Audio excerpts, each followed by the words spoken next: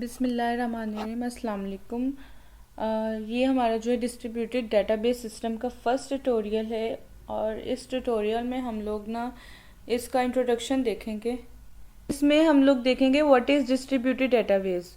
तो हम इसमें देखेंगे कि हम कौन सी डेटाबेस को डिस्ट्रीब्यूटेड डेटाबेस कहेंगे और डिस्ट्रीब्यूटेड डेटाबेस के मेन कैरेक्टरिस्टिक्स क्या होते हैं, क्या हर डेटाबेस को हम डिस्ट्रीब्यूटेड डेटाबेस कहते हैं और हमें कैसे पता चलेगा कि ये डेटाबेस जो है वो डिस्ट्रीब्यूटेड डेटाबेस है। डेटाबेस है तो उसकी क्या जो है एडवांटेजेस होंगे और उसके क्या डिसएडवांटेजेस होंगे।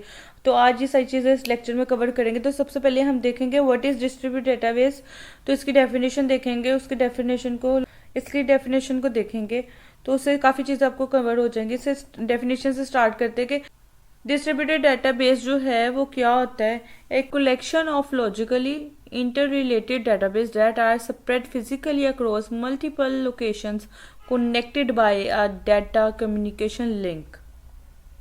कि एक कलेक्शन है डेटाबेस की जो कि लॉजिकली इंटर रिलेटेड है और वो स्प्रेड मतलब फैली हुई है फिजिकली, और इस चीज़ में जाते हैं कि लॉजिकली भी और फिजिकली भी अक्रॉस मल्टीपल लोकेशन के ऊपर, और कनेक्टेड बाय डेटाबेस कम्युनिकेशन मतलब एक दूसरे के साथ कम्युनिकेट करता है मुख्तलिफ डाटा कम्युनिकेशन लिंक में।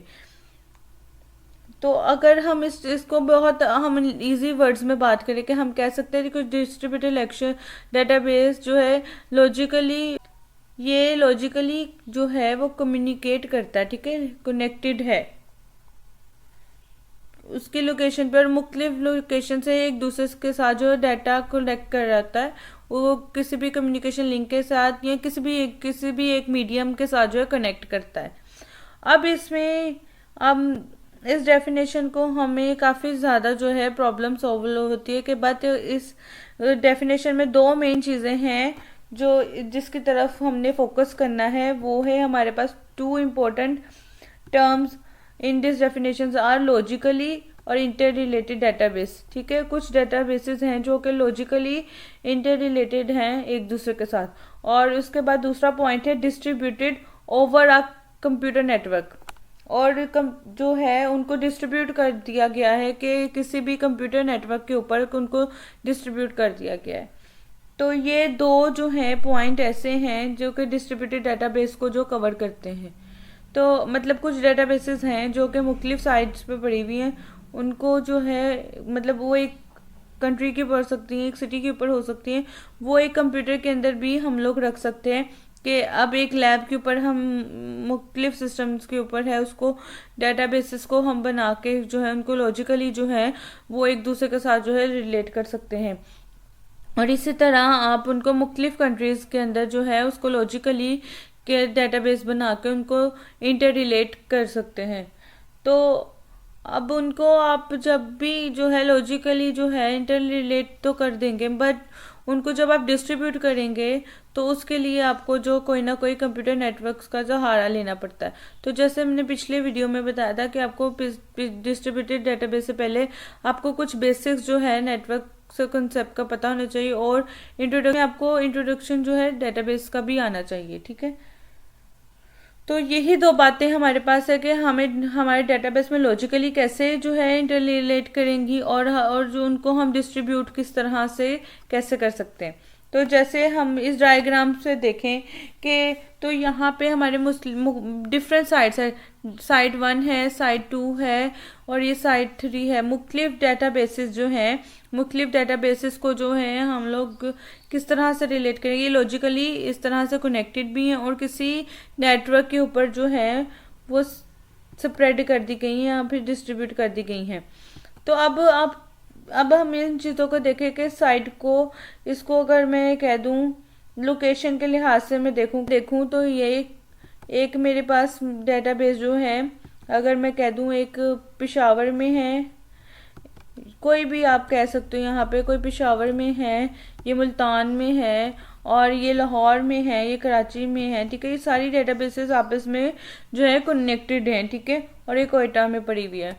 तो ये जितनी भी डेटाबेस मतलब कोई भी है डेटाबेस से जो है डाटा शेयर किया, मतलब इसने जो है कोयटा के किसी बंदे ने किसी और डेटाबेस के अंदर अपना अकाउंट खुलवाया तो वहाँ पे उसको ट्रैवल करके अगर वो ट्रैवल करके यहाँ पे कराची आ जाता है तो कराची से वो डाटा को एक्सेस करेगा। तो डिस्ट्रीब्यूटेड डेटाबेस की ब्यूटी है कि वो उसको जो ये मालूम नहीं होगा ये मेरा डाटा मुल्तान से, तो उसको नहीं फील होगा कि उसका डाटा कहीं दूर से आया है। तो अब ये कोई बेटा जो है आपका पेशावर में बैठा हुआ है तो उसका डाटा जो है वो लाहौर में पड़ा हुआ है, तो वो यहाँ से जो है लिंक करवाना चाहे तो एक डाटा को एक्सेस करना चाहेगा, उसको फील ही नहीं होगा कि वो लाहौर से है।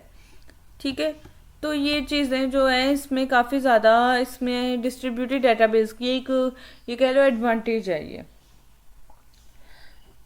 तो इसी तरह के अगर आप देखो कि इंटरनेशनली अगर ये बात की जाए तो कुछ डेटाबेसेस ऐसे भी हैं कि मल्टीनेशनल कंपनीज़ के, जैसे फेसबुक है, यूट्यूब है, या और भी कोई मतलब आपकी मल्टीनेशनल वेबसाइट्स हैं, या फिर अमेज़ोन हो गया, तो ये भी डिस्ट्रीब्यूटेड डेटाबेस के ऊपर काम कर रही होती हैं।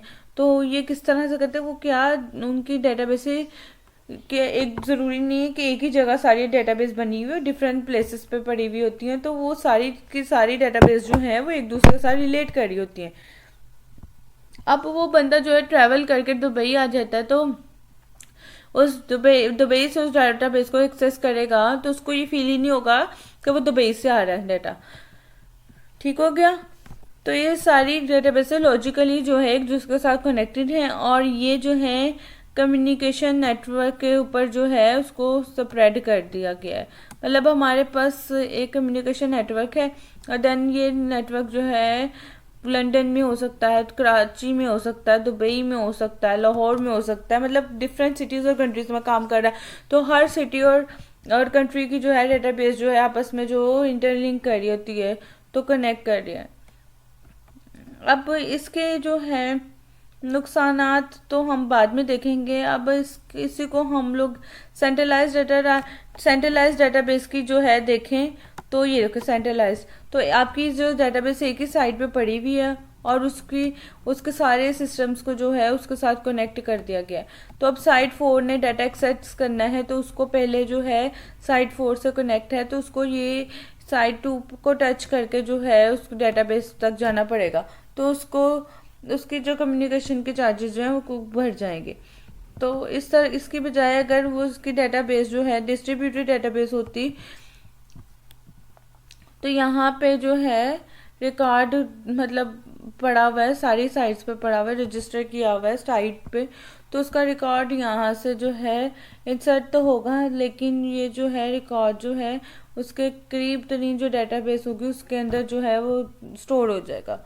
तो अब यहाँ पे डिस्ट्रीब्यूटेड डेटाबेस की यही उसका एडवांटेज है कि किसी भी जगह से वो उस डाटा को एक्सेस करना चाहेगा तो उसका जो है डाटा जो है उसी तरह से उसको मिल जाएगा जिस तरह से वो एक समझेगा कि डाटा मेरे शहर से ही उसको है डाटा मिल रहा है। तो अब इसके बाद हमारे पास मेन कैरेक्टरिस्टिक्स देख लेते हैं। डिस्ट्रीब्यूटेड के मेन कैरेक्टरिस्टिक्स क्या है कि डाटा एट मल्टीपल साइट्स, जो आपका डाटा है वो मल्टीपल साइट्स के ऊपर पड़ा होना चाहिए। और उसके बाद आ जाए data management of each sites independently, मतलब आपका जो डाटा है मैनेजमेंट हुई हुई है वो हर साइट पे जो है इंडिपेंडेंटली काम कर रही होगी। ठीक है, ये नहीं होगा कि डाटाबेस जो है दूसरे डाटाबेस से मोहताज हो, ऐसा नहीं होगा। ठीक, हर डाटा जो है अपना जो इंडिपेंडेंटली काम कर रही होगी। लोकल रिक्वायरमेंट्स के हर जो यूज़र की लोकल रिक्वायरमेंट है उसको ये जो है फुलफिल हो रही होगी। ठीक है, तो अब ये ना हो कि जब हमारे पास जो है लोकल वेबसाइट के ऊपर डाटा स्टोर कर रहा होगा तो उसको जो है किसी जगह के ऊपर और जाके ट्रैवल करना होगा, तो उस डेटाबेस को वो एक्सेस करेगा, उसकी जो लोकल रिक्वायरमेंट होगी तो उसको मिल जाएगी। उसके बाद देखें ग्लोबल पर्सपेक्टिव से मुराद ये कि अगर उसकी एक यूज़र जो है एक जगह से जो है दूसरी जगह से एक्सेस करना चाहेगा तो उसको लगेगा कि डाटा जो है उसको इसी साइट से मिल रहा है, तो वो अपना ग्लोबल पर्सपेक्टिव जो है उसको दे रहा होगा। तो ये चार जो हैं ये मेन कैरेक्टरिस्टिक्स हैं डिस्ट्रीब्यूटेड डेटाबेस के जो है वो कैरेक्टरिस्टिक्स हैं।